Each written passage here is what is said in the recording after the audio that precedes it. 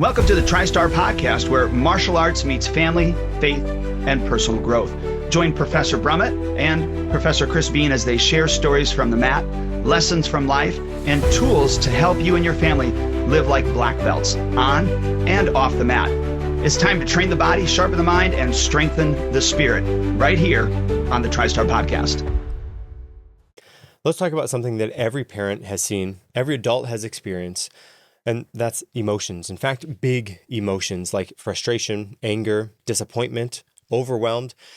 And listen here, the real challenge isn't really just having those emotions, because everybody has the emotions. Right. The challenge is, what do we do next? Do you react? Do you respond? Because each of those, each situation poses its unique challenges, and all of that changes how we respond and do the next thing. Yeah, and so in this episode, we're really covering emotional control, and not just for kids, but also for adults, and what actually, what emotional control actually is. And so maybe we should start out by stating what emotional control does not mean. So emotional control does not mean that you ignore feelings, that you even suppress emotions, or even pretend that everything is fine, because that's really not control, that's avoidance. And I don't know if you grew up in that era with your parents, where they kind of like suck it up, type thing. I know that my dad was. My mom was not as much as my dad, but I can only imagine even the era before them was more of, ignore the feelings, suppress the emotions, pretend like everything's fine. You know what I'm saying?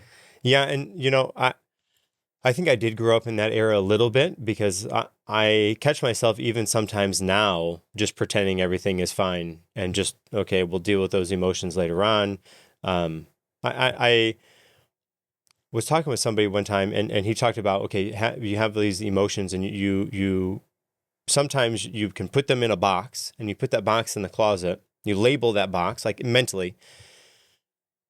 And that's fine for right now, so you can get to the next thing. But eventually you have to go back. You have to look through all of those emotions, all of those unexpressed things that you haven't necessarily gone through. And you have to go through them, right? So you have to carve out a time to go through all of that stuff. And that kind of sat with me, because I am pretty good about controlling my emotions in the moment. But the way that I control them is I just kind of stuff them down, and I'll deal with them later on, because that's, again, like you said, that's how I grew up. Well, and I can only imagine what our parents went through. I think nowadays, allowing our emotions to be dealt with is a little more prevalent, is what I guess what I'm searching for. So emotional control now, I think, really means that you feel it. But you don't let it control your behavior. Does that kind of make sense? And I think that's a good distinction there as well. Yeah. So there's a gap between, obviously, the stimulus and the response, but you are supposed to feel it, and it's okay to feel it. But how you respond to that really allows you to, whether or not know that you have the emotional control. And that's really where that gap is, if that makes sense. And every time I hear somebody talk about react and respond, I'm pulled back. I think it was Zig Ziglar who said that. Yes. You go to the doctor, and the doctor says, "Oh, your body's responding so nicely to this medicine," or you go to the doctor and you go back, and the doctor says, "Oh, your body is reacting to this medicine," and those two things, like that very clearly sets those things apart. Are you responding to the situation, or are you reacting to the situation? And the way that you can go through that, especially if you can start to learn to have these emotions, feel these emotions, but not let them control you or control your behavior. That is key to be able to respond to whatever the situation is and not react in that moment. Agreed. And let's make sure that everybody understands that, kids aren't born with emotional control. So we're not born with emotional control. Now we're born with emotional expression. But so, when we feel, frustrated, embarrassed, angry, disappointed, it's going to come out immediately. And quite honestly, that's not a flaw. So we have to understand that just because those big emotions happen doesn't mean that our kid is broken. That it's so that's not a flaw, but it's an opportunity for us to help them develop how to respond to those emotions and not, to your point, not react to those emotions. Yeah, because I mean, you can imagine if somebody that's never taught how to manage it, they grow up to be adults who react in the same way. The problem with that is when you're an adult, the consequences to those actions are much, much bigger. Yeah, yeah. And look, strong people feel anger. Strong people feel frustration. Strong people, they still feel disappointment, but they just simply learn how to not surrender control to those feelings, those emotions. And quite honestly, there's studies that actually show that emotional regulation, involves the area of the brain that is it's connected to the, let's call it, the executive functioning of the brain. So that's where the decision making is. That's where the cognitive control actually is. And so, when we're teaching kids how to actually deal with those emotions, we're teaching them really how to utilize that, like I said, that executive functioning part of their brain and take control of that. And when I say control, again, it's not to suppress, but it's how to respond and manage those in a healthy way. Right. And I think as adults, like you're talking about, we all have those same feelings, right? We lose our tempers, we get defensive, we shut down, we avoid hard conversations. Then we turn to our kids and we say, calm down, without ever showing them how to do that, right? Kids don't learn emotional control from being instructed how to do that. I can't give them an instruction manual. Okay, this is how you do this. They learn from observation. They try to emulate, and we've talked about this a number of times. They emulate what we do as the adults. So we have to, we have to be able to be the example for our kids on how to deal with our emotions in the moment in a way that, would be beneficial for our kids to be able to emulate that as they move forward. Yeah, they model our patterns, and what. So I'll give you this. This is, I don't know if my mom would appreciate me saying this, but I'm just going to say it because look, my dad died when I was 15. My other brother was 10. The other one was 7 at the time. And so my mom was raising 3 boys. So she had it pretty difficult when it came to that because we were kind of rowdy. And so, and you've heard this story before, but to share it on air is a totally different thing. She would, and maybe we've talked about this, but she would be yelling at us or yelling at me, but primarily us, and the phone would ring. And so you hear the ring, ring, ring, ring, and she's yelling, and then all of a sudden, hello. And not knowing that, she was actually showing me that you can control your emotions. Mm-hmm. You don't have to let them take you over. And you can be, not that when she was yelling at us that it wasn't warranted. That's not what I'm saying. But in a weird way, if you will, I learned how I wanted to respond under pressure by knowing that I can turn it on and off whenever I want. Well, and okay, so let's think about a skill perhaps that we can share with the listeners. I think this is something practical and powerful. Well, I'm going to label this the reset, pause, breathe, and recenter, right? It's kind of a long name, but that's pretty self-explanatory, right? So before reacting in martial arts, we teach to reset your stance, right? Get in a proper stance, reset your focus, reset your breathing. And the same idea for the emotions, right? Emotionally, it works the same way. Before the words come out, before reactions happen, reset. And listen, this skill is a trainable skill. You can call yourself to kind of pause in the moment, reset, think about the outcome that would otherwise happen. Think about, is this the way that I want to be responding, or am I reacting in this situation? And yes, the other part is, how good of an example am I being right now? Yeah, because look, we're not just raising children. I mean, we're really we're modeling we're modeling the nervous systems, Mm. really. And so when they're mirroring us, I love what you're saying though, that reset, that breathe, that recenter, how we even kind of do the same thing in the studio when things happen, because obviously we have them reset, focus again, do something over. We're kind of teaching that whole reset skill anyways, especially when they're making that or if they're making a mistake, or if they're like, you've had situations before where somebody has some big emotions, and we pull them to the side, or we stop and we talk to them, and we help them through that by saying, okay, it's all right. I see that you know you got some big emotions right now, and let's kind of work through these. What's the problem?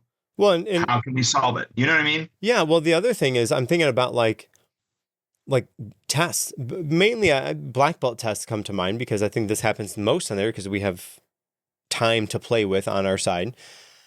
But we'll have the students go through a form and, okay, well, listen, we need you to do this all together and have limited or no mistakes as you go through it. It's one of the basic forms. They should be able to do this, no problem. And when they make a mistake, okay, stop, let's start over. What happened? Okay, all right, stop, let's restart. And each time we do that, we're giving them an opportunity to go through the reps on that, to stop, to recenter, to refocus, and then try whatever that thing was again. As we go down that path, depending on how far down that path we have to go, the emotions start to come up. And oftentimes those emotions come up, and then that's where we have a talk about dealing with those emotions in a way that helps and makes sense and is beneficial to that person, but also the group in total, so we can all move forward to the next thing. And look, science backs up that what you had talked about, like an intentional pause. So like when you stop,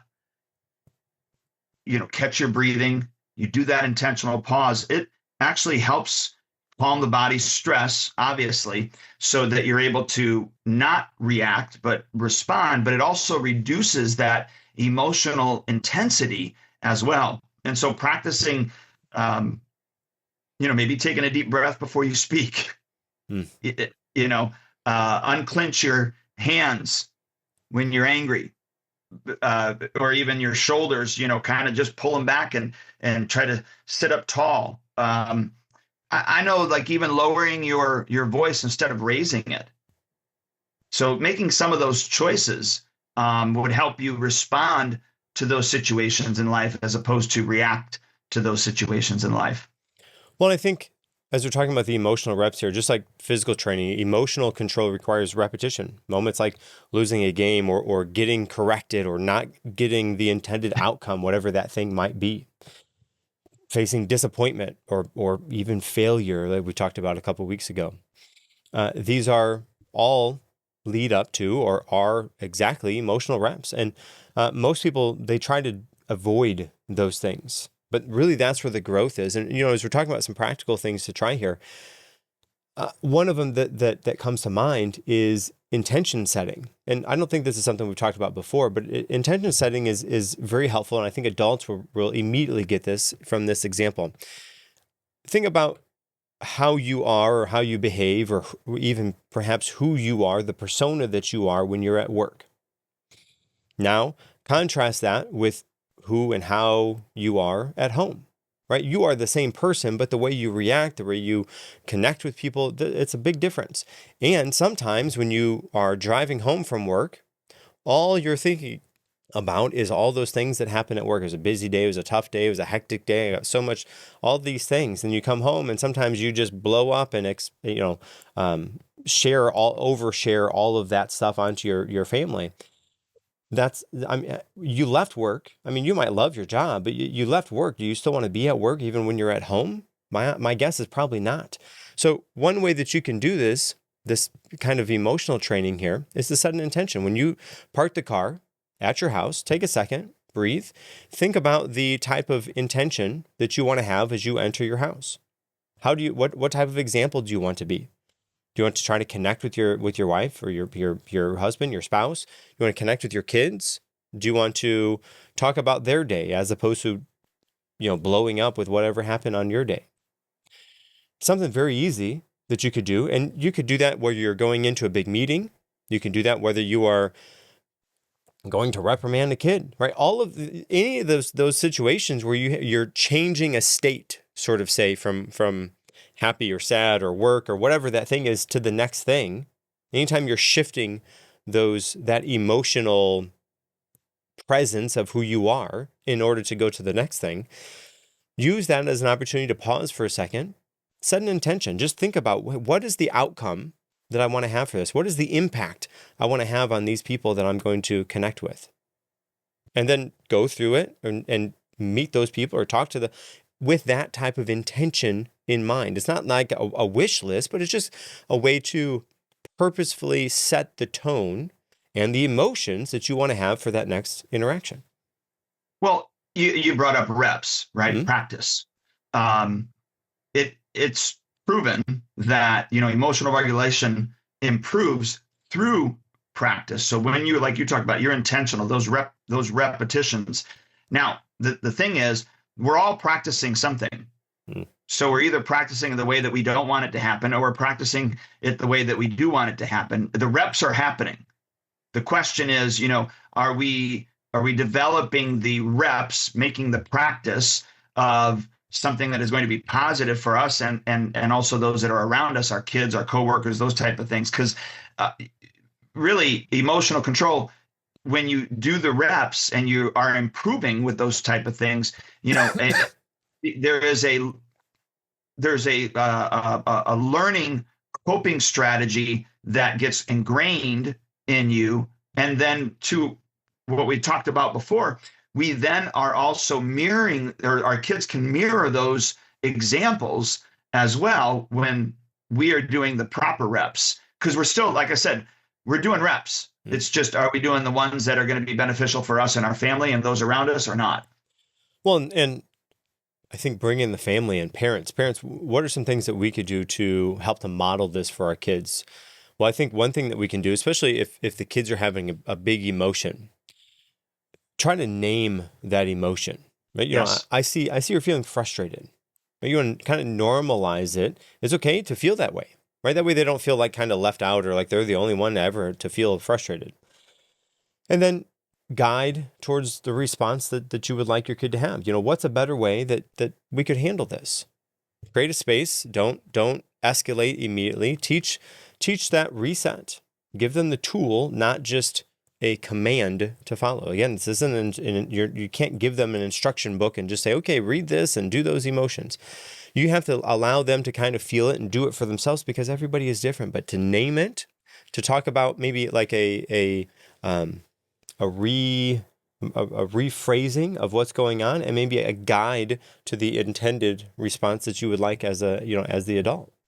Yeah, and let me just pause real quickly there and just say why us helping them name it is so important is because research actually shows that children's they regulate their emotions better when adults actually help them identify and label that feeling. And if you can think of it this way, kids, their ability to be able to recognize and name something is going to be based upon their age and their experience and their education level. So what I mean by that is if something, when they're young, they say, this is bad, this is good, this was fun, this was not fun. Boring usually is maybe not even the word in their vocabulary, but they could say not fun. But as they start to get older, the definitions or the words that they're able to use and the definitions that they understand become bigger and more descriptive. And so we have to name it, help them name it appropriately for their age and intelligence level. But to your point, name it and also reframe it as well. But I wanted to draw that out because it is important for us to help them identify what is actually happening. And so that they're actually labeling it correctly, because if we don't, they could be labeling it one thing. We're thinking that they're just frustrated when they're actually, not frustrated at all. And so we've got to make sure that it's named correctly, so they're not naming it incorrectly and then putting something into that event that really is not supposed to be there. Does that kind of make sense? It does. And to connect this with other episodes that we've done, we're not taking these things away from the kids, but really we're coming along, excuse me, again, we're coming alongside them to help them in whatever this situation is, to experience these emotions, and then to have, we can guide and shape maybe a way forward, but really we give them to the space to be able to do it themselves. We're not in front of them pulling them, nor are we pointing the finger at them. Again, we're coming alongside them to help them through this. Again, all with the intention to allow our kids to grow up to be the best adult that they can be, right? If that's the end goal, I can't be in front of them telling them what to do or pulling them away or towards me. I want to come alongside them to talk through what's happening, to allow them to have the space to do this for themselves a little bit, with a little bit of my input, a little bit of my direction, but really they need to be able to walk down that path themselves. Agreed. And it allows us to be able to correct the behavior, I think, without, shaming the emotion. And so a child can feel angry without, being disrespectful. A child can learn to be disappointed, without melting down. And so I think those distinctions really do matter. Right. And I think, okay, so let's maybe talk a little bit about the cost of what poor emotional control is, right? And how much time do we have? Yes, exactly, right. Without emotional control, small problems become huge, big, massive problems. Relationships suffer. Opportunities are lost. Confidence is out the window, right? People don't struggle because they lack the ability. They struggle because they aren't able to manage their reactions in the moment.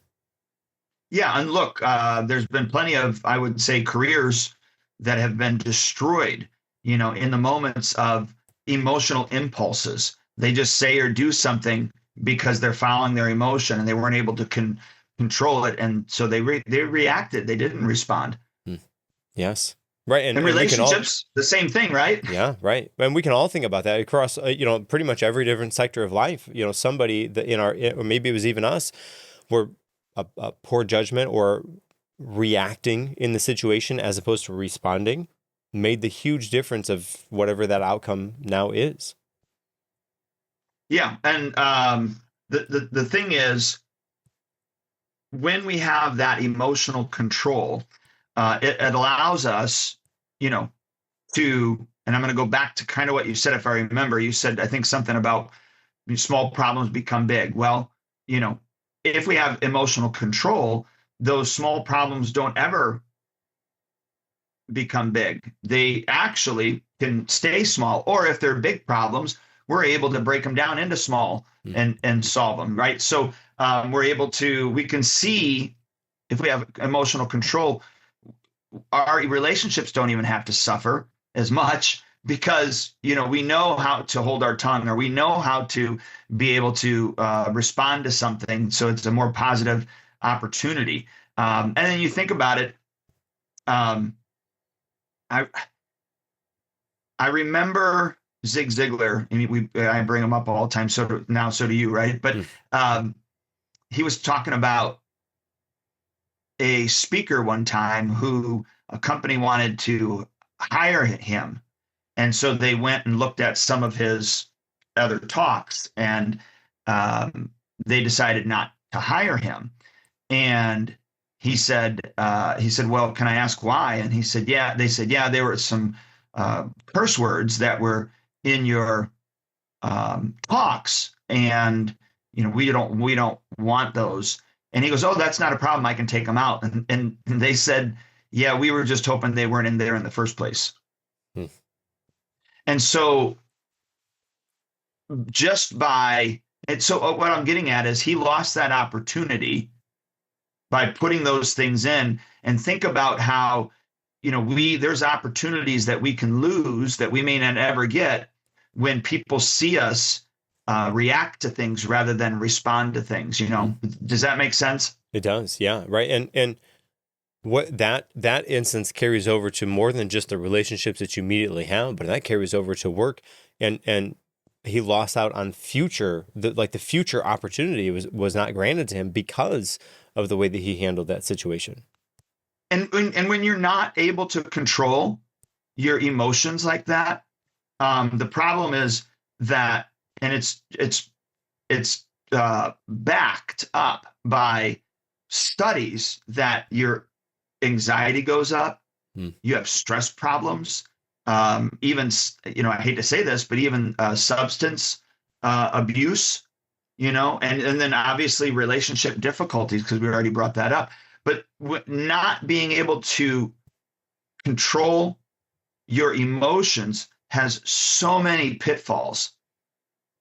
Well, and again, if we can bring this back to the positive side, if you can properly have rein in your emotions in the moment and respond as opposed to react, then you can be more intentional. You're going to be building better relationships. You're going to gain trust.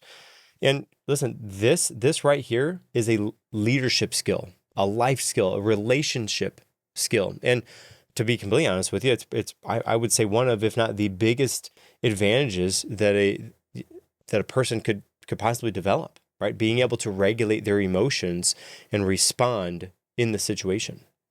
Well, yeah, and I think you would agree that, those individuals, those calm people, make better decisions, right? Mm. Disciplined people, meaning emotionally disciplined people, they actually create stable relationships as well.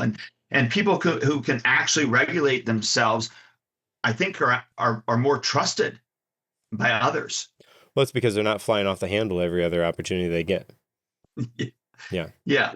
And look, emotional control doesn't mean, it doesn't make you weak. It doesn't mean that you're weak. Now, some people might look at that and think that just because you didn't hit this thing head on and you should have said this, and that doesn't mean that you're weak. I think it actually makes you more reliable, to be quite honest with you. Well, more reliable, more perhaps dependable, and at the very least more consistent. Because if you can do this, over time consistently, then you're going to be much more trustworthy, because you have a proven track record, sort of say, of how you're going to respond in these different situations. Well, think about it. Like, you started with us at 11. You're 37, right? Mm-hmm. Yeah. Okay. I almost messed that up. All right. Yeah. You're 30. I almost said 36. You're 37. And if, and I'm not trying to make this about me, I'm just using this as an example. If I was the person that would, fly off the handle, you saw me yell all the time, and, that, like, I don't think you would have stayed that long. No, I don't think no. I don't think so. No. No. And And if that was the case too, not only would I not stay very long, I don't know that I would still be there today. And if that also was the case, I would not be the person that I am today. well, and then I was going to, well, thank you. The other part of that too is, like, if you were that type of person, I don't know that I would have kept you that long. Agreed. You know what I mean? Yeah. So, Right. Yes. and Yes. because of that, the point I'm getting at is, because of that emotional regulation, it has, I think, enhanced our relationship as team players at the studio. Agreed. Yeah. So, Well, all right. So let's kind of wrap this up, listeners. Here's your challenge for this week. Okay, this week I want you to focus. Before you give a challenge, Okay. Yeah. I love that you do that almost every single time. I want the listeners to understand why the challenge is so important. And this was something that Mr. Beane, when we were talking about doing the podcast, he wants that in there, and I think he has a good reason why. But I just want the listeners to understand, it's good, it's well and good enough to listen to what we have to say. But if you're not given or suggested a challenge or a directive to put things in action, it's just good information that you heard, but over time you're going to lose it. And so these challenges that we close with have been specifically put there to help you take what it is that we have inside of each podcast and then apply it into your life, so that you become, well, what did you bring up maybe a couple of times ago? The Atomic Habit book with James Clear, right? James Clear, Correct? yeah. Mm-hmm. Yeah, becoming 1% better each day intentionally. Yes. So sorry to cut you off, but that's why we have these challenges in here.